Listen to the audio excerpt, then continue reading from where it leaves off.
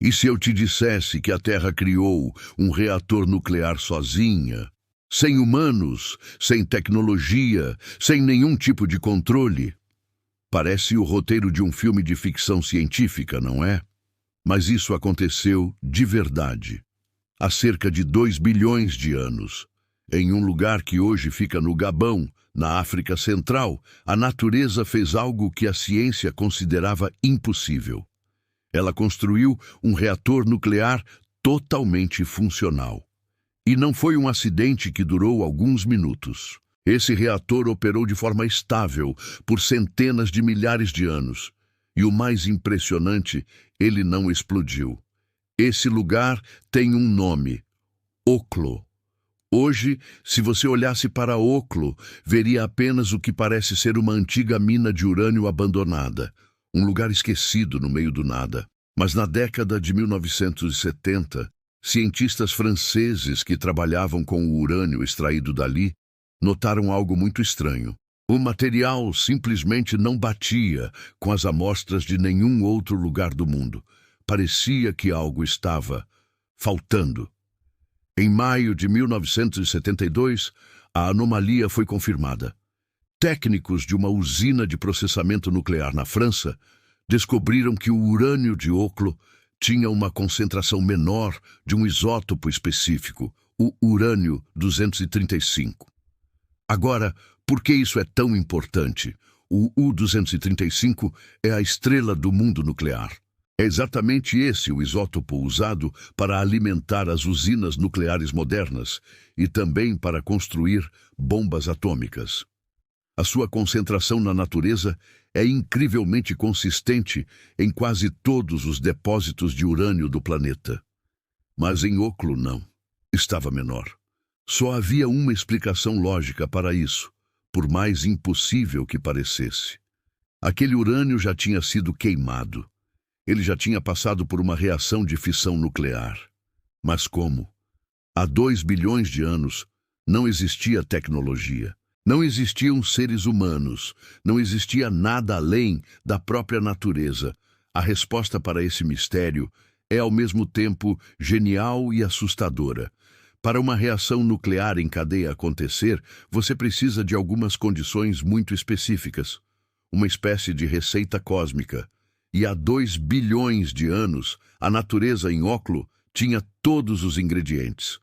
Primeiro, a concentração de U-235. Naquela época, o U-235 era muito mais abundante no minério de urânio do que é hoje, cerca de 3%, um nível comparável ao urânio enriquecido que usamos em reatores modernos. Segundo, a presença de água.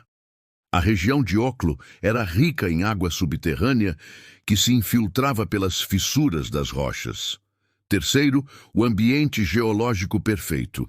As rochas ao redor formavam uma espécie de contenção natural. A água subterrânea agia como um moderador, uma substância que desacelera os nêutrons liberados pela fissão do U-235.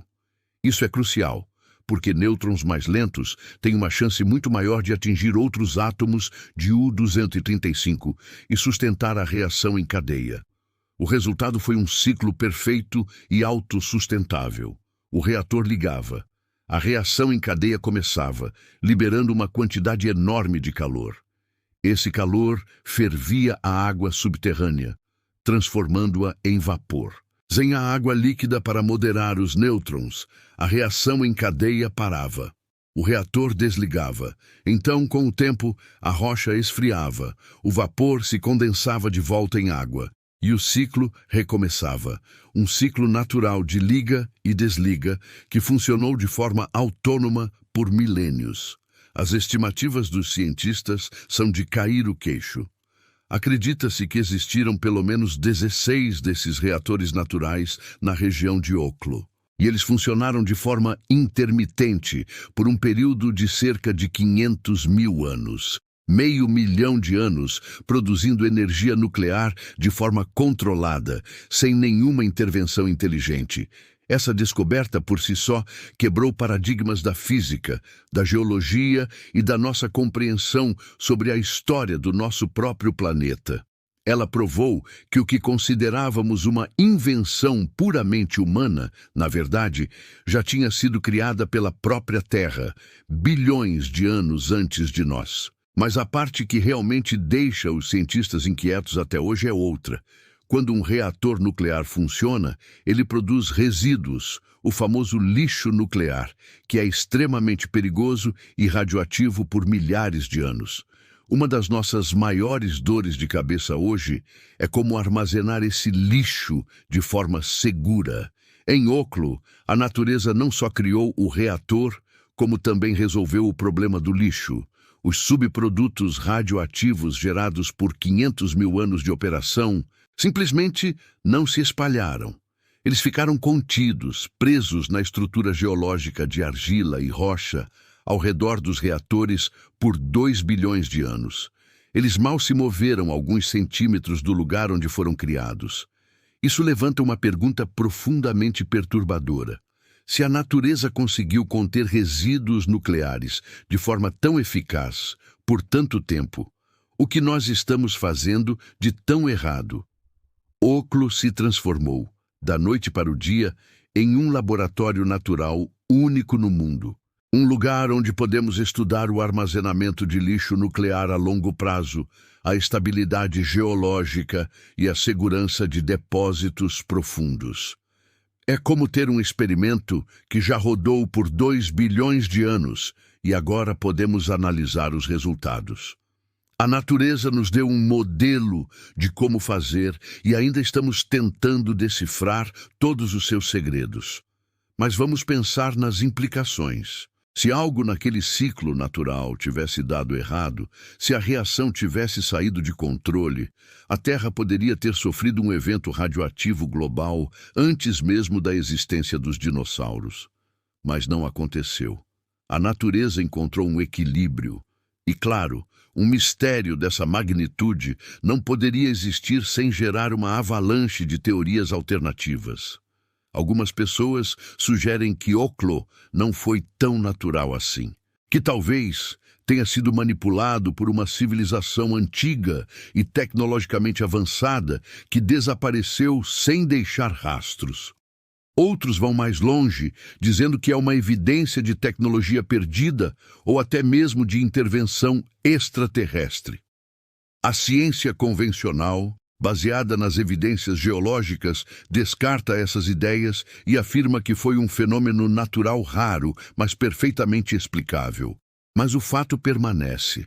A natureza realizou uma proeza de engenharia nuclear que nós só conseguimos replicar bilhões de anos depois. Hoje, a mina de Oklo não é um ponto turístico. Você não pode simplesmente comprar uma passagem e ir visitar. A área é controlada, de difícil acesso e um local politicamente e nuclearmente sensível.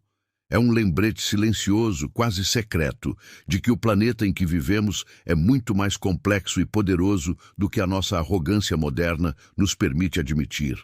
A história de Oklo prova uma coisa assustadora e ao mesmo tempo fascinante. A natureza não precisa de nós para criar energia em escala massiva, nem para criar o potencial de destruição. Ela já fez isso antes. E, teoricamente, sob as condições certas, poderia fazer de novo. Isso nos deixa com uma pergunta final. Estamos realmente no controle do nosso destino e do nosso planeta? Ou somos apenas os habitantes temporários de um mundo que brinca com forças que mal começamos a entender? Talvez a Terra não seja apenas um palco para a nossa história, mas um ator principal, com seus próprios segredos e seu próprio poder. Um poder que, às vezes, se revela nos lugares mais inesperados. Se você, assim como eu, é fascinado por lugares que não deveriam existir, por segredos enterrados pela própria Terra e por mistérios que desafiam a ciência, então você está no lugar certo.